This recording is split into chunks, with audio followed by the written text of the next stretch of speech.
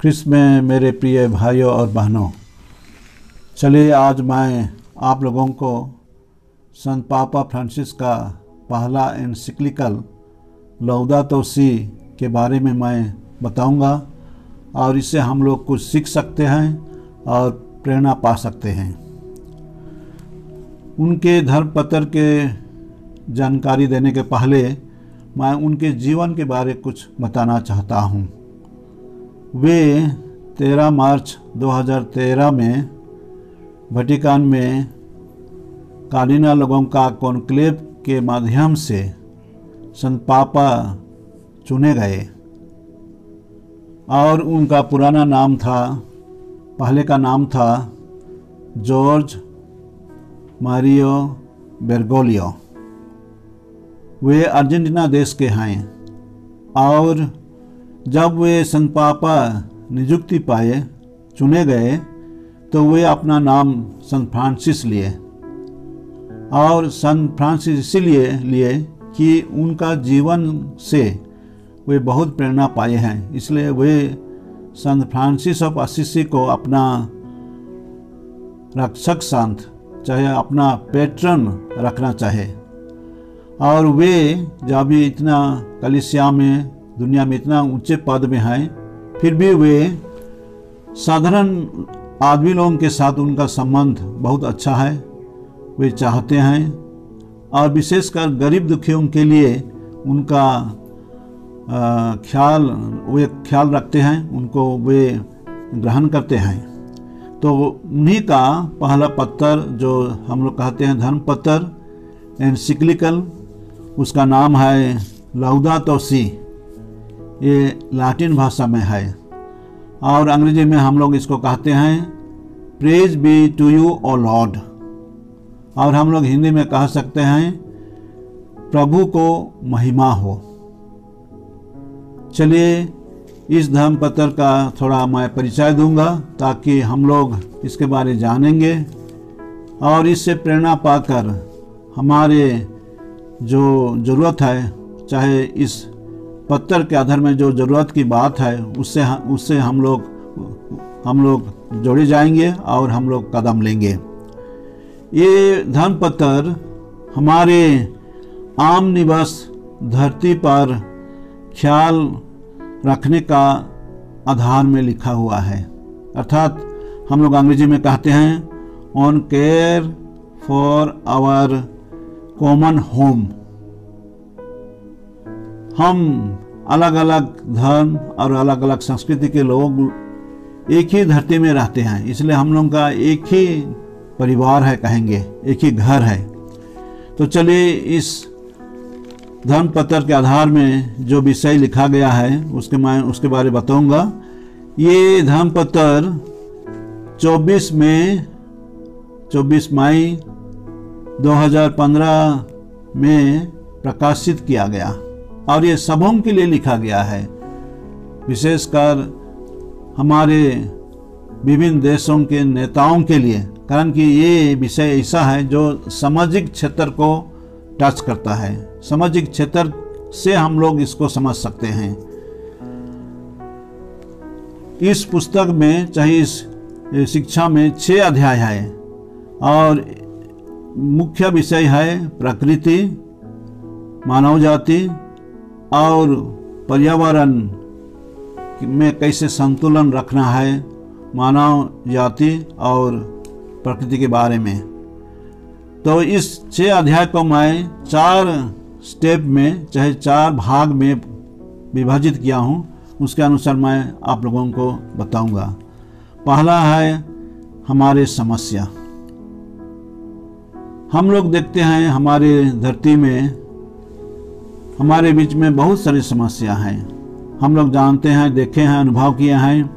हमारे मिट्टी में, हमारे ज़मीन में, चाहे पानी में, हवा में, सब दूषित अनुभव करते हैं और ये दूषित होने से हम लोगों का मानव के लिए ये खतरा है और सब तरफ हम लोग इसको अनुभव करते हैं। हम लोग के लिए पीने का पानी विशुद्ध नहीं है, हम लोग देखते हैं बच्चे लोग स्कूल जाते हैं तो छोटे छोटे बोतल में पानी लेके जाते हैं। क्यों लेके जाते हैं? इसलिए कि वे शुद्ध पानी पीना चाहते हैं। और पानी कोई भी जगह में हम लोग पाएंगे ये सब दूषित हो गया है, इसलिए ऐसा हम लोग देखते हैं। हम लोग बड़े बड़े शहर में सुनते हैं कि हवा में हवा दूषित हो गया है, अर्थात इतना भारी काल कारखाना, इंडस्ट्री और कहेंगे अलग अलग खदान के कारण से हम लोगों का हवा जो जिसको हम लोग सांस लेते हैं, जिससे हम लोग जीते हैं, वो हमारे लिए खतरा बन जा रहा है। वैसे ही मिट्टी, हम लोग गांव घर में मिट्टी में चाष करते हैं और चाष वही मिट्टी में हम लोग बहुत कुछ कर सकते हैं, खेती कर सकते हैं और हम लोग सब्जी उपज कर सकते हैं। लेकिन आज देखिए वही मिट्टी में कारखाना का धूल, लोहा का धूल, चाहे कोई भी ऐसा कारखाना चाहे ऐसा है, उसका धूल चाहे उसका डस्ट हम लोग हमारे खेतों में गिराया जा रहा है। ये सब हम लोगों का मिट्टी को, और वैसे ही पानी, कारखाना का वेस्ट चाहे जो फेंकने का चीज़ है उसको पानी में दे देते हैं, इसलिए सब दूषित हो जा रहा है। तो ये हम लोग अनुभव किए हैं और हमारे लिए समस्या है, हम लोग महसूस करते हैं। विशेषकर शहरी क्षेत्र में ज़्यादा है, ग्रामीण क्षेत्र में भी है, लेकिन थोड़ा सा कम है। तो ये हमारी समस्या है। अभी हम लोगों का बीच में सोचना है कि हम लोग कैसे इसको हम लोग सुलझाने के लिए, इसका हल करने के लिए हम लोग कदम लेंगे। और संत पिता हम लोग को इसका कारण बताते हैं। उसका कारण ये है कि उद्योगपति लोग, चाहे जो लोग ऐसे काम में जाते हैं, वे अपना स्वार्थ के लिए, अपना बेनिफिट के लिए, अपना लाभ के लिए वे करते जाते हैं, दूसरों को ध्यान नहीं रखते हैं। वो लोग इंडिफरेंट हो जाते हैं। हमको क्या है, तुम कैसे चलो, हमको क्या है, ऐसे भावना लेते उनका है। लेकिन जो इंडस्ट्री में है, कारखाना में है और अलग अलग ऐसे क्षेत्र में है, खदान में है, उनको सोचना चाहिए, उनको इतना ही लेना चाहिए संपत्ति को जो उनके लिए अब उनका कमाई के लिए सही निकले। लेकिन वो लोग जितना ज़रूरत है उससे भी ज़्यादा निकालते हैं, ज़्यादा करते हैं। इसलिए हम लोग देखते हैं हमारे बीच में ऐसा समस्या हो जाता है। जैसे जंगल से पेड़ काटना ये तो अच्छा नहीं है। और हम लोग देखते हैं कितना ठेकेदार लोग, चाहे ऐसे उद्योगपति लोग बहुत सारे जंगल काट देते हैं और वे उनका फ़ायदा के लिए जितना ज़रूरत है उसे नहीं काट के ज़्यादा करते हैं। तो ऐसे हम लोग उद्योगपति, चाहे कभी कभी कोई के अनुष्ठान भी ऐसे कदम लेते हैं जो हमारे लिए एक खतरा का कारण हो जाता है। तो संत पिता हम लोगों को शिक्षा देते हैं। तीसरा पॉइंट में हम लोग कहेंगे इस समस्या का कारण समझकर हम लोग कैसे इससे प्रेरणा पाएंगे, चाहे शिक्षा लेंगे, वो विषय है।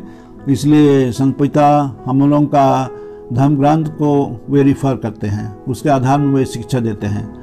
हम लोग उत्पत्ति ग्रंथ 2:15 में पढ़ते हैं, प्रभु ईश्वर मनुष्य को ये कहा कि तुम चाषबास करो और सुरक्षा रखो। अंग्रेजी में कहा जाता है till and keep it. Till माने चाषबास करना और उसके संबंध में जो कुछ भी कार्य है, कीप माने प्रिजर्व करना, रखना।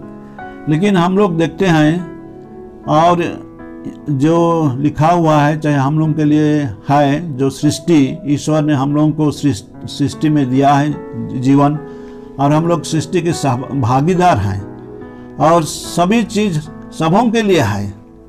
इसलिए ईश्वर का एक महान देन है सृष्टि और हम लोग का जीवन भी।